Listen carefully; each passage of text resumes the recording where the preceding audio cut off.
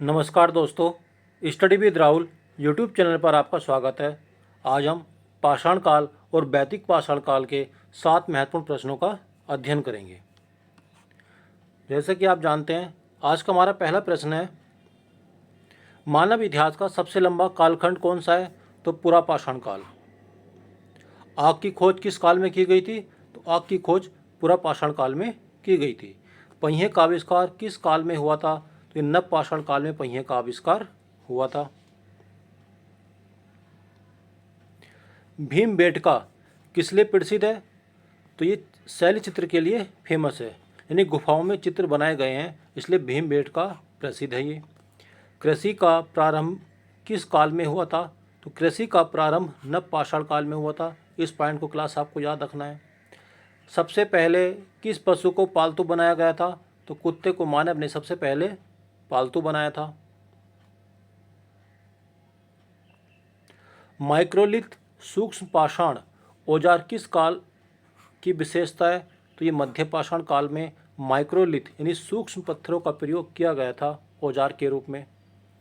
मेहरगढ़ किस लिए प्रसिद्ध है? तो प्राचीनतम कृषि और गेहूं के साक्ष्य कहाँ से मिले हैं? तो इस पॉइंट को याद रखना है, मेहरगढ़ से कृषि और गेहूं के साक्ष्य मिले हैं। बुर्ज होम कश्मीर की मुख्य विशेषता क्या है? यहाँ पर गर्त आवास, मालिक के साथ कुत्ते को दफनाया गया है। इस पॉइंट को याद रखना क्लास। जो जम्मू कश्मीर का बुर्ज होम है तो गर्त आवास मिले और मालिक के साथ कुत्ते को यहाँ पर दफनाया गया था। अगला प्रश्न हो जाएगा, पाषाण काल में औजारों के लिए किस पत्थर का उपयोग होता था? तो क्वार्ट्जराइट का। देखिए, पाषाण काल में अगर हमें औजार बनाने हैं पत्थर के तो किस पत्थर का प्रयोग होता था? तो क्वार्ट्जराइट पत्थर का प्रयोग होता था। ताम्र पाषाण काल किसे कहा जाता है? तो ताम्र पाषाण काल पत्थर के स्थान पर तांबे का प्रयोग होने लगा था, उसको ताम्र पाषाण काल कहते हैं। भीमबेटका किस राज्य में स्थित है? तो भीमबेटका ये मध्य प्रदेश में स्थित है। ये नव पाषाण काल में मुख्य वाद्य फसल क्या थी? नव पाषाण काल में जो खाद्य फसल थी मुख्य, वो गेहूं और जौ थी। इस पॉइंट को याद रखना है। जो नव पाषाण काल में मुख्य खाद्य फसल कौन सी थी? गेहूं और जौ। राग का ढेर यानी राख काटे, ये राख हो जाएगा। राख का ढेर कहाँ से प्राप्त हुआ है? तो संगन कल्लू कर्नाटक से मिला है। राख का ढेर कहाँ से मिला है? कर्नाटक से मिला है। हस्त कुठार सर्वप्रथम कहाँ से खोजे गए थे? तो हस्त कुठार जो मिला था ये मद्रास से मिला था, पल्लवरम से मिला था। ये हस्त कुठार कहाँ से मिला है?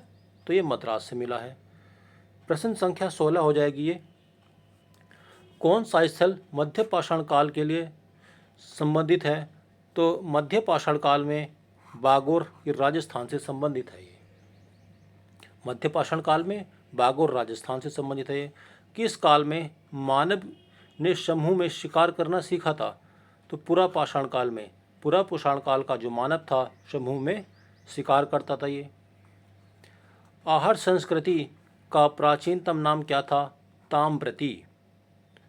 आहार संस्कृति जो थी इसका प्राचीनतम नाम क्या था? ताम्रप्रति था। नर्मदा घाटी में किस मानव के साक्ष्य मिले हैं? तो नर्मदा मानव या होमो इरेक्टस, जो नर्मदा नदी घाटी थी यहाँ से होमो इरेक्टस जो मानव था इसके साक्ष्य मिले हैं, या फिर नर्मदा मानव के नाम से इसको जाना जाता है। प्रश्न संख्या 20 हो जाएगी, ताम्र पाषाण काल स्थल जो था नबदा टोला, ये मध्य प्रदेश में स्थित है। नबदा टोला स्थल कहाँ पर था? ये मध्य प्रदेश में। किस काल में मिट्टी के बर्तन बनाने की शुरुआत हुई थी? नव पाषाण काल में। नव पाषाण काल में मिट्टी के बर्तन बनाने की शुरुआत की गई थी। मेगालिथ महापाषाण काल क्या थे? विशाल पत्थर की समाधियाँ, जो विशाल पत्थर की समाधियाँ मिली है वो महापाषाण काल से संबंधित थी। वे कौन सा स्थान प्राग ऐतिहासिक काल के लिए प्रसिद्ध था? तो प्राग ऐतिहासिक काल के लिए भीमबेटका प्रसिद्ध है। ये चालकोलिथ युग का दूसरा नाम क्या था? ताम्र पाषाण काल। ताम्र पाषाण काल को चाल को लिथ युग के नाम से भी जाना जाता है। ये पॉइंट आपको क्लास याद रखना है। इनाम गांव किस संस्कृति का प्रमुख स्थल था? तो जोरवे संस्कृति। इनाम गांव जो था किस संस्कृति का प्रमुख स्थल था? तो जोरवे संस्कृति का ये प्रमुख स्थल था। ये कोल्डी हवा से किसके साक्ष्य मिले हैं? तो कोल्डी हवा से धान या चावल की खेती के साक्ष्य मिले हैं। प्रश्न संख्या 27 हो जाएगी।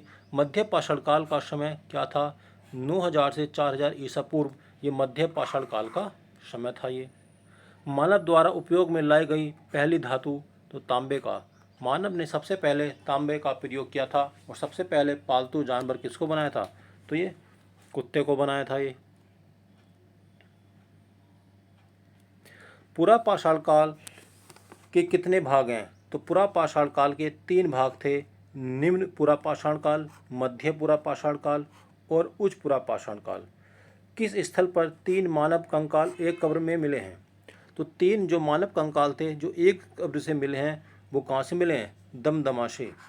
दमदमा से 3 मानव कंकाल एक ही कब्र से मिले हैं। अब वैदिक सभ्यता देख लेते हैं क्लास।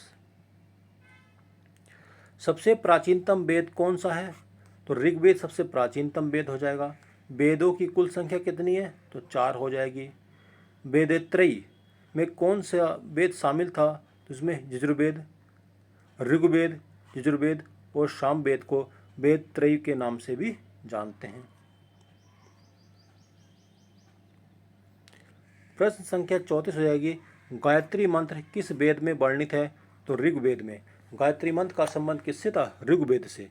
किस वेद को गद और पद में लिखा गया था?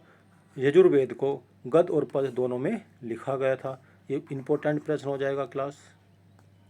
भारतीय संगीत का जनक किस वेद को माना जाता है? सामवेद को भारतीय संगीत का जनक माना जाता है। जादू टोने का उल्लेख किस वेद में है? तो अर्थवेद में जादू टोने का उल्लेख मिलता है। जादू टोने का उल्लेख किस वेद में मिलता है? तो ये अर्थवेद में हो जाएगा।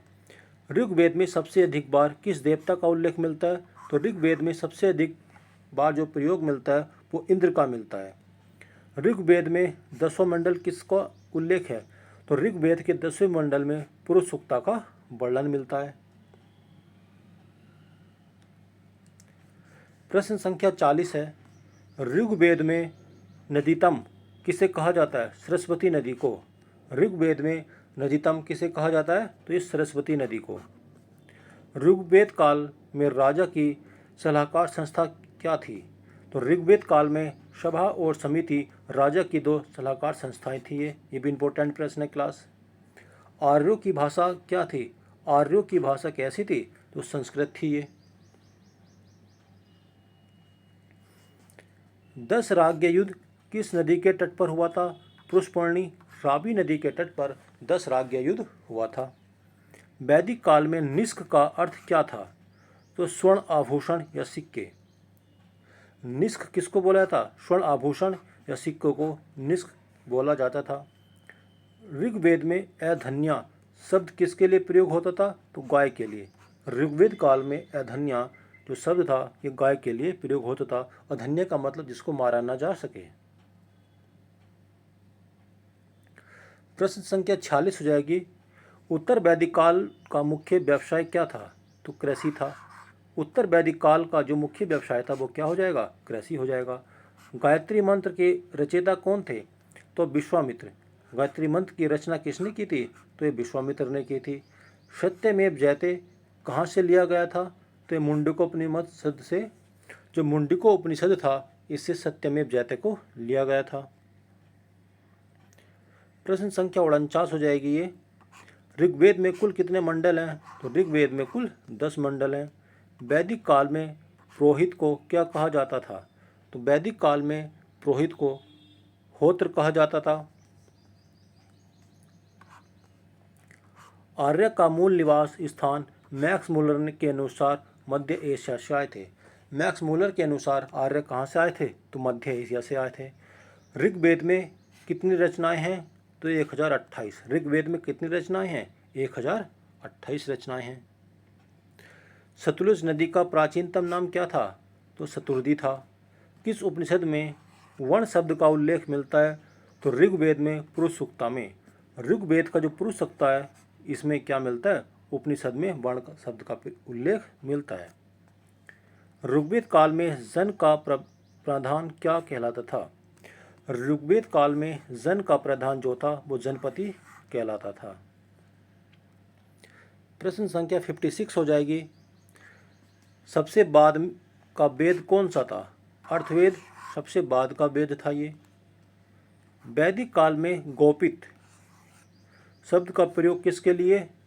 तो गोपित राजा को बोला जाता था वैदिक काल में। वैदिक काल में गोपित किसको बोला जाता था? राजा को। ऋग्वेद के 90 मंडल में किसका वर्णन है? तो 90 मंडल में सोम देवता का वर्णन है ऋग्वेद काल के। ब्राह्मण युग का काल कब से कब तक था? 800 से 600 ईसा पूर्व तक ये ब्राह्मण युग का काल था ये। पूर्व वैदिक आर्यों का मुख्य धर्म क्या था? जो पूर्व वैदिक आर्य थे उनका मुख्य धर्म था प्रकृति की पूजा करना और यज्ञ करना। क्लास, यदि यह वीडियो आपको पसंद आती है तो वीडियो को लाइक कीजिए, सब्सक्राइब कीजिए और शेयर कीजिए।